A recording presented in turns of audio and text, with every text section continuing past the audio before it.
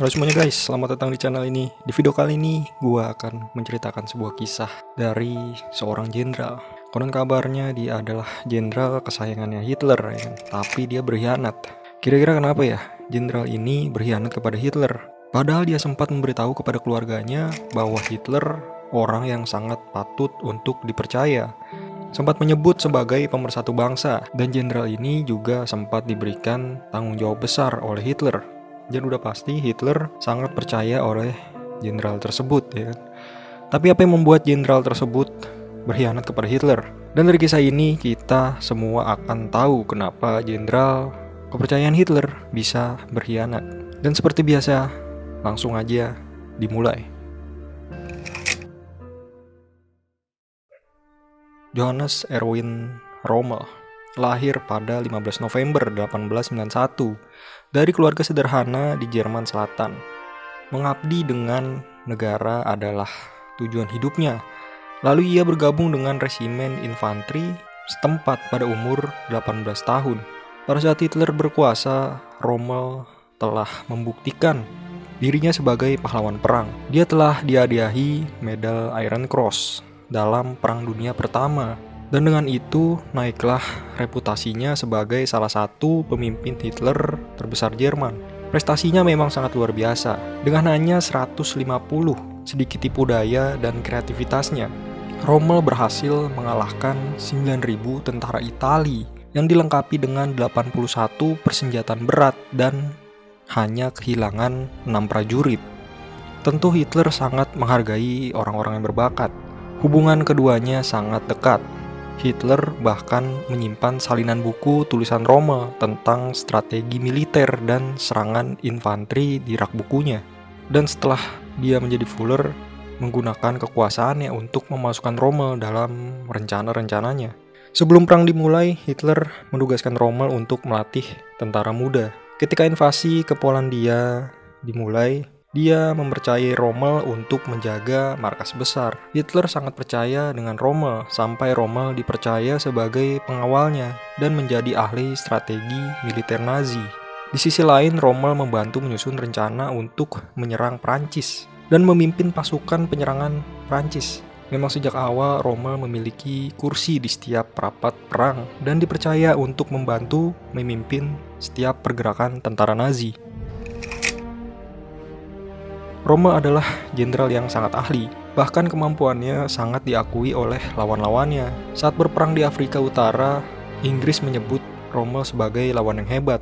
Mereka juga menjuluki sebagai rubah gurun karena pelakuan manusiawinya terhadap musuh-musuhnya. Pasukan Inggris bahkan menyebut pertempuran mereka melawan Rommel sebagai perang tanpa kebencian. Perdana Menteri Inggris kala itu, Winston Churchill, sendiri secara pribadi juga memuji Rommel. Kami memiliki lawan yang sangat berat dan terampil. Aku berani mengatakan di seluruh kemelut perang dia adalah jenderal yang hebat. Meskipun dihormati secara kehebatannya, Rommel tetaplah menjadi seorang Nazi.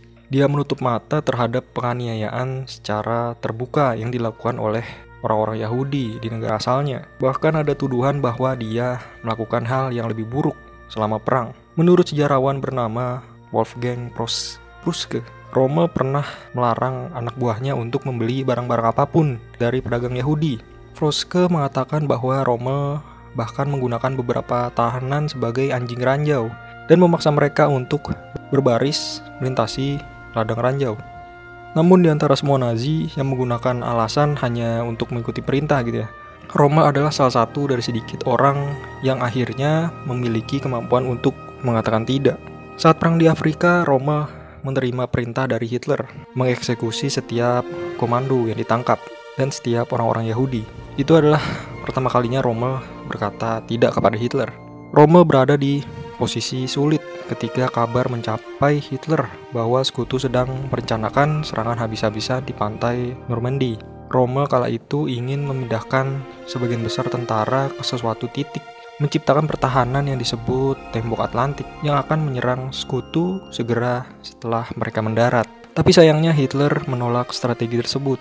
Untuk bulan-bulan pertama perencanaan, Hitler mendengarkan jenderal-jenderalnya yang ingin membiarkan sekutu mendarat terlebih dahulu sebelum kemudian melancarkan serangan balik.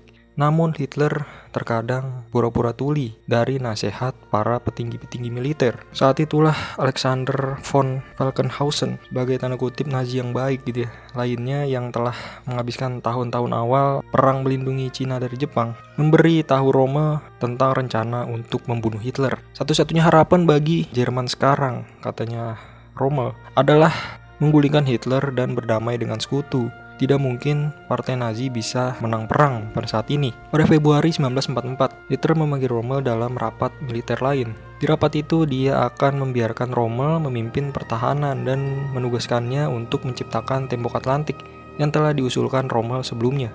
Namun keputusan itu sudah terlambat. Rommel sudah terlanjur terlibat dalam konspirasi tersebut untuk mengakhiri pemerintahan Adolf Hitler. Tentu Rommel tetap melakukan yang terbaik untuk membela Nazi dari serangan sekutu.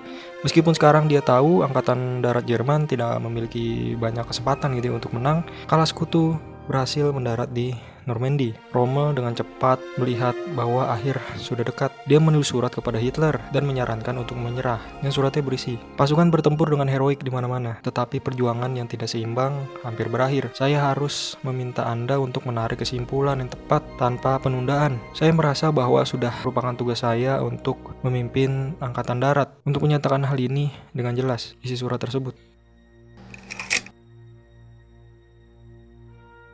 Meskipun Rommel tidak ingin membunuh Hitler, dia diyakinkan bahwa jika Hitler mati, maka seluruh kesalahan Nazi akan ikut mati bersamanya. Rencananya adalah menunggu sampai sekutu merebut kembali Prancis, dan kemudian pasukan pemberontak akan menangkap Hitler dan berdamai dengan tentara penyerang. Rencana tersebut bagaimanapun harus diselenggarakan gitu ya pada 17 Juli 1944. Sebuah pesawat Royal Canadian Air Force menghujani mobil Rommel dengan hujan peluru ketika Rommel mengemudikannya. Lengan Rommel terluka parah dan mobilnya lepas kendali. Dia terlempar melalui kaca ketika mobilnya menabrak pohon. Pada akhirnya dia menderita 3 patah tulang di tengkorak dan luka pecahan kaca di wajahnya. Sementara Rommel dilarikan ke rumah sakit. Rekan konspirasinya menerima kabar bahwa polisi militer Nazi sudah mencurigai akan adanya konspirasi pemberontakan dan memulai investigasi. Karena tidak ada waktu lagi, para konspirator harus memutuskan bertindak segera atau tidak sama sekali.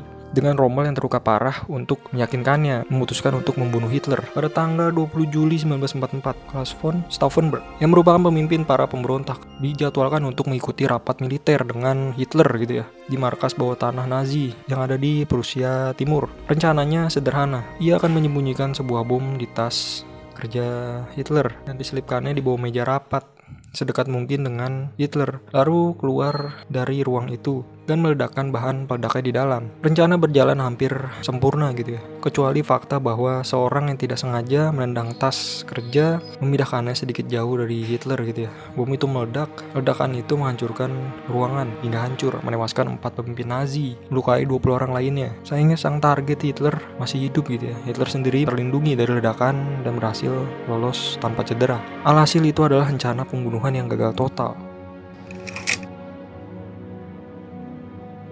Rommel secara teknis tidak memiliki hubungan apapun atas rencana pembunuhan tersebut karena dia terluka dan berada di rumah sakit. Dia mungkin akan menghentikan rencana itu karena terlalu ceroboh dan nekat gitu ya. Pokoknya jika dia nggak terluka gitu ya, dia pasti akan menghentikan rencana itu gitu kan. Sayang ia tetap terseret sebagai bagian dari pemberontakan ketika Hitler menerima laporan pada 27 September 1944 di mana rincian rencana pembunuhannya terungkap. Rupanya salah satu pria yang ditangkap menyebut nama Rommel, lalu ikut bersaksi ya dan menyeret nama Rommel gitu kan sebagai rekan konspiratornya. Pada akhirnya Rommel pun harus ditangkap. Kala itu Rommel baru saja pulang dari jalan-jalan dengan putrinya ya kan ketika anak buah Hitler tiba di rumahnya. Saat itu tanggal 14 Oktober 1944 dan keluarga itu baru saja bersiap-siap untuk makan siang. Rommel melihat pasukan Nazi memasuki rumahnya dengan persenjataan lengkap gitu ya. Rommel sudah tahu nih apa yang terjadi. Dia kemudian meminta kepada keluarganya untuk meninggalkan ruangan. Setelah 45 menit berbicara kepada para tentara itu, itu, Rommel menemui dan berbicara kepada keluarganya. "Hitler telah memberiku pilihan," kata Rommel kepada istrinya dan anaknya.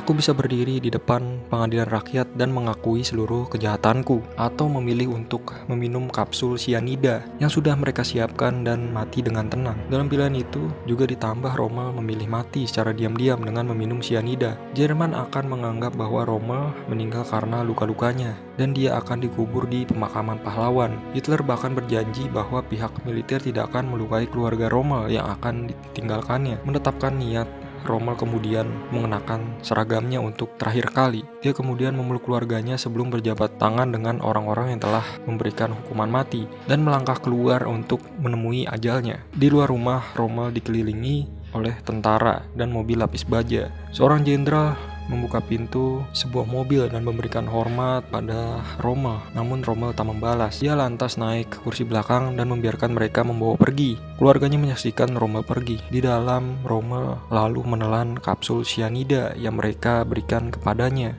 dan membiarkan racun itu bekerja melalui pembuluh darahnya, dan dia pun meninggal. Oke, sekianlah episode kali ini. Buat lu yang belum nonton video-video gue, lu bisa cek videonya ada di dalam channel gue ya. Yang mungkin belum pernah lu tonton gitu kan. Tapi guys, sekian kali ini. Ciao.